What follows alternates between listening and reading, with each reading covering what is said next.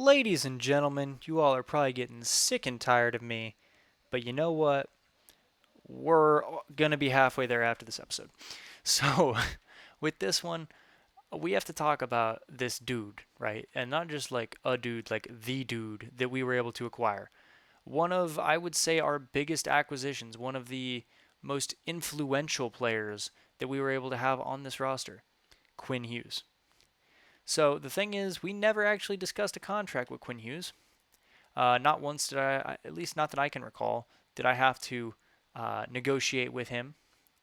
Actually, I take that back. I did negotiate at one point with him, but he actually ended up accepting pretty close to his pay already, if I'm not mistaken, or maybe just a hair bit more.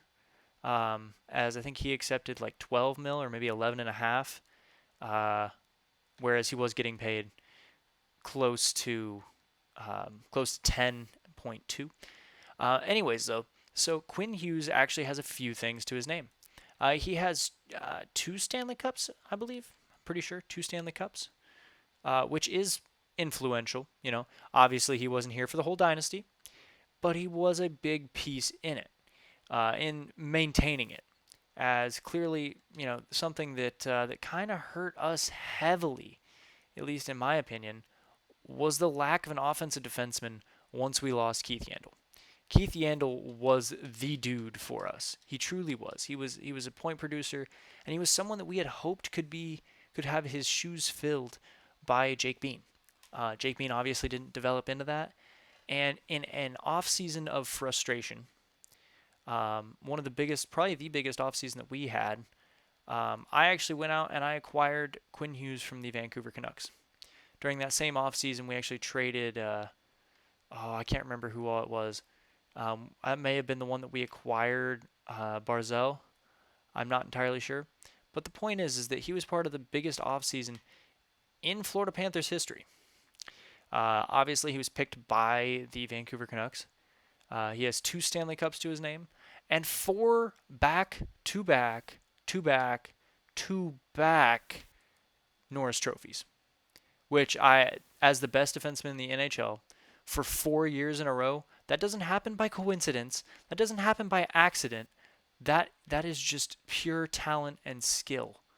There's nothing else that I can really say about that. I mean, he was a power play quarterback. Once we acquired him, our power play shot up. It really did. It became much more effective. It became much more deadly. And he worked really well being able to run the plays for Huberdeau, for Barkov, for Barney, etc., etc. But something that I think separates Quinn Hughes from any other offensive elite defenseman is the fact that he was able to put up those numbers during the same time period where this team that he was playing for, also had multiple 100-point getters, multiple Hart winners. During that same time that, this guy was putting up these insane defensive stats, he put up those stats while playing and sharing the puck with people that were winning Hart trophies, that were winning Art Ross trophies, which to me is flat out insane. Especially for the numbers that he put up, always putting up a point per game with us, if I'm not mistaken. He always was at least a point per game, if not more. There was one season that I believe he was exactly a point per game, which is the only, I guess if you want to call it a blemish, it's a blemish on his record. But overall, he's just been an elite offensive defenseman, a rock at the back, the partner that Aaron Ekblad had always needed ever since the departure of Keith Yandle. Captain Keith, R.I.P. Not sorry, R.I.P. would mean retirement is in peace is what I meant by R.I.P. But let me just clarify that. But obviously Hughes, in my mind, it's not a question. It's not a question to me whether or not he makes it. I don't think I think that he should not only make it. I think that he should be a unanimous one. Um, he's been that good. Hughes was that good. Uh, he picked up the slack whenever we had Neil Pionk, who for an offensive defenseman produced terribly, like absolutely dreadful. He I cannot understate how valuable Quinn Hughes was to this franchise and to this dynasty.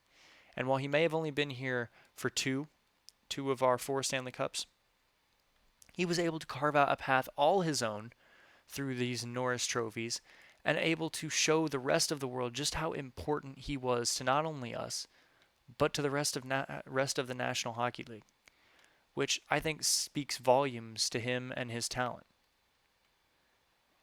So, with that being said, guys, I hope you all have taken everything into account. Let me know what you all think in the comment section, and I will talk to you all in the next one when we get into our core members of this dynasty, starting with the youngest of them all, Spencer freaking Knight. See you all then.